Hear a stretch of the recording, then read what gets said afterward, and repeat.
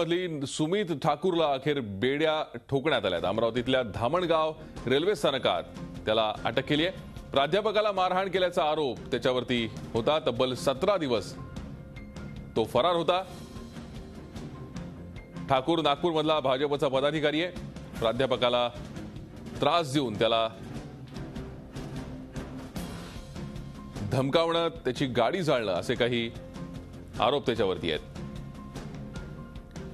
सुमित ठाकूरला अखेर नागपूर क्राइम ब्रांचने अटक केली आहे। सुमित ठाकूरला अमरावतीतल्या धामण गावात अटक करण्यात आली आहे। या प्राध्यापकाला मारहाण केल्याचाही त्याच्यावरती आरोप आहे। गेले 17 दिवस तो पोलिसांना गुंगारा देत होता। अखेर त्याला अमरावतीच्या धामण गावामध्ये अटक करण्यात आली आहे।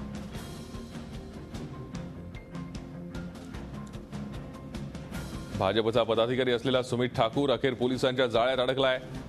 त्याला अमरावतीतल्या धामण गावात अटक करण्यात आली आहे। तो गेले 17 दिवस पोलिसांना गुंगारा देत होता। नागपूरमधल्या प्राध्यापकाला धमकावणं, त्याला मारहाण करणं, त्याचबरोबर त्याची गाडी जाळणं असे आरोप त्याच्यावरती आहेत। सुमितच्या भावाला याआधीच अटक करण्यात आली होती, मात्र सुमित गेले 17 दिवस गुंगारा देत होता। अखेर त्याला अटक करण्यात पोलिसांना यश आलंय। या प्राध्यापकांनी सुमितच्या त्रासाला कंटाळून आपलं राहतं घर सोडण्याचा निर्णय घेतला होता।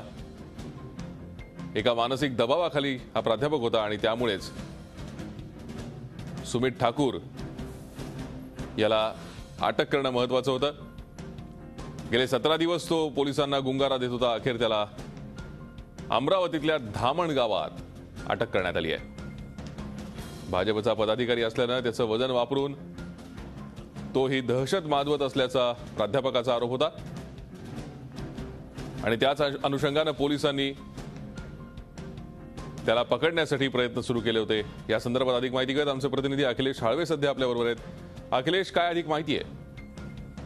भूषण, अतिशय महत्वाची ही घटना आहे, कारण नागपूर पोलिसांना सुमित ठाकूरशी अनेक दिवसांपासून त्याचा शोध घेत होते आणि महत्वाचं म्हणजे आज सकाळी अमरावती जिल्ह्यातल्या धामणगाव इथून दोघांना अटक झाली आहे। तो आणि त्याचा साथीदार मनोज शिंदे दोघांनी पोलिसांनी अटक केली आहे।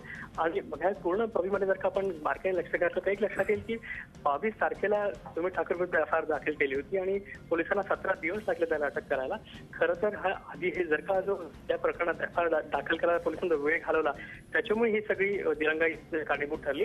पोलिसांनी आधी जर का एफआयआर दाखल केली असती तर कदाचित सुमित ठाकूर आधी देखील अटक होऊ शकली असती।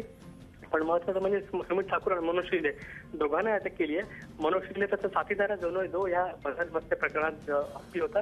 दुसरं म्हणजे अमरावती जिल्ह्यातल्या धामणगावमध्ये जे घरात तो राहत होता त्यांना देखील अटक केली। त्याकरता त्यांचा त्या प्रकरणात काही सहभाग नाही, पण त्यांनी सुमित ठाकूरला मदत केली म्हणून अशा दोघांना देखील अटक करण्यात आली आहे। त्या सर्वांना क्राईम ब्रांचने अटक केली आणि त्यांना आता नागपूरला आणण्यात येत आहे आणि त्यानंतर गिट्टीकरण पोलिसांच्या स्वाधीन त्यांना केलं जाईल। भूषण, नक्कीच अखिलेश, धन्यवाद या सविस्तर माहितीसाठी। आपण पाहतोय नागपूरमधल्या भाजपचा पदाधिकारी असलेल्या सुमित ठाकूरला 17 दिवसांनंतर नागपूर क्राइम ब्रांचला अटक करण्यात यश आलंय।